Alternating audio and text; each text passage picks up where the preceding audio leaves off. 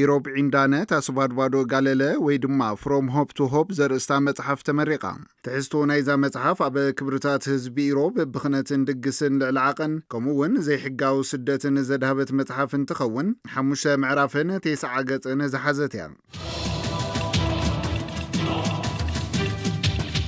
ትካል መጸባበቂ ደቂ ኣንስትዮ ኪውን ሱዛን ንመበል ረብዓይ ዙር ንኣስታት 300 ተምሃሮ ብስነ ጥበብ ሜክኣፕ ክንክን ጽፍሪ ካልኦት መጸባበቕታትን ኣመሪቓ እዚ ድማ ኣብቲ ኣብ ኢንዱስትሪ ጽባቐ ዝገበረቶ ትምህርታውን ሞያውን ጉዕዞ ካሊእ ዓወት ዘመላኽት እዩ።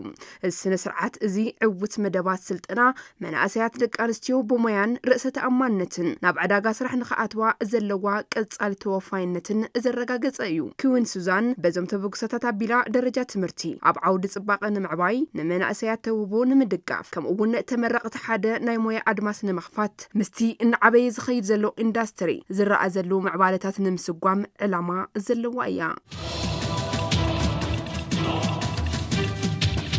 ኣብ ቻይና ከተማ ቤጂንግ ዝርከቡ ሰራሕተኛታት መንገዲ ኣብ ውሽጢ 6 ሰዓታት 800 ቶን ኣስፋልት ዝዓረፉ 2.4 ኪሎ ሜትር ንውሓት ዘለዎ መንገዲ ብምህናጽ ሓዱሽ ክብረ ወሰን ኣመዝጊቦም። ኣብ ከም ራብዓይ ቀለቤታዊ መንገዲ ቤጂንግ ዝኣመሰሉ ጽዑቕ ተሽከርከርቲ ዘለዎ መንገዲ ጽርግያ 2.4 ኪሎ ሜትር ምንጻፍ መንገዲ ጽርግያ ሰሙናት ዝውድእ ዝነበረ እኳ ተኾነ ኣብ ዝኾነ ዓለም ግን ከምዚ ዓይነት ስራሕ ንምስላጥ ሙሉእ ብሙሉእ ምዕጻዊ መንገድታት ከስዕብ ዝኽእል ስራሕ እዩ።